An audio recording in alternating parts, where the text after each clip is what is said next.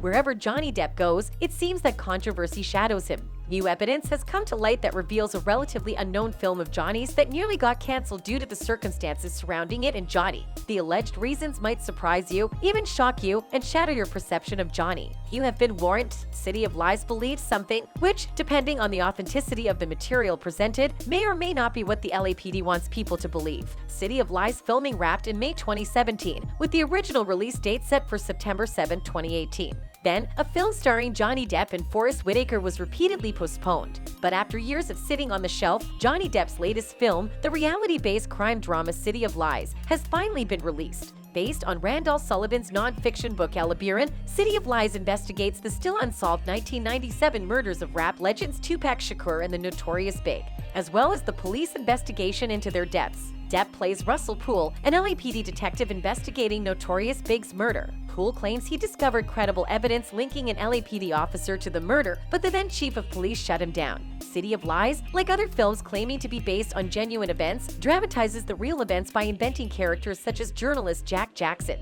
who is actually a fictionalized version of Sullivan himself. Still, while City of Lies plainly has a point of view on the subject, that doesn't imply it can't or won't be an interesting film. Despite finishing filming in May 2017, City of Lies only recently received a broad theater release date of March 19, 2021, which expanded to VOD on April 9th.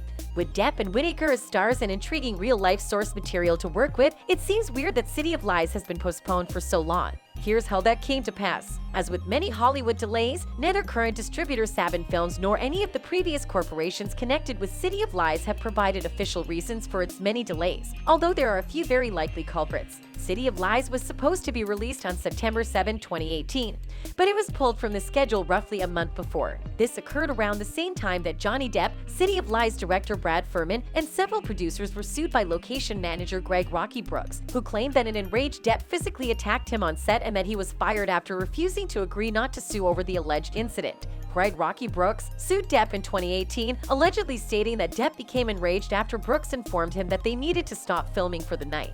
The production obtained a permit to shoot at the Barclay Hotel in downtown Los Angeles. According to the claim that the authorization expired at 10 p.m., Brooks was able to acquire 2 extensions because Depp wanted to go later to get a lengthier version of a sequence. He was warned, however, that he would have to shut it down at 11 p.m. Brooks first informed the director, Brad Furman, who responded, "Why don't you tell that to Johnny Depp?" Brooks tried to get a police officer to help him break the news, at which point Depp began to shout, "Who the fuck are you? You have no right to tell me what to do." According to the lawsuit, Depp allegedly punched Brooks twice in the lower rib cage. According to the lawsuit, Brooks claimed that Depp had alcohol on his breath and shouted, "I will give you $100,000 to punch me in the face right now." However, recently the notice of a settlement was sent to the judge. The suit is expected to be dismissed once the settlement is completed. After you shot Officer Gaines, what went through your mind? What went through my mind? Good. Obviously, you've never had the service end of a handgun pointed at your face. Excuse me? I might remind you, you're speaking to a superior officer. Not in this room, I'm not. I know my rights.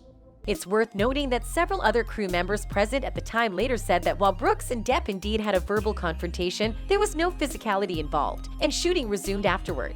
There's also the possible factor of Depp's messy divorce with Amber Heard, in which he was accused of domestic abuse. The fallout of this divorce was still very much in the public eye at the time City of Lies was first delayed, and also ultimately played a role in him bowing out as Grindelwald from the Fantastic Beasts franchise. It was an unusual justification to remove a completed picture so close to its release date, especially one that had likely cost well over $50 million to produce. Was there another reason for the decision? According to sources, the delay was caused by police, not Johnny Depp's alleged behavior. According to witnesses on site, there was little to no argument between Depp and the film's location manager, and the two spent quality, amicable time together after production concluded later that evening. They had a little moment.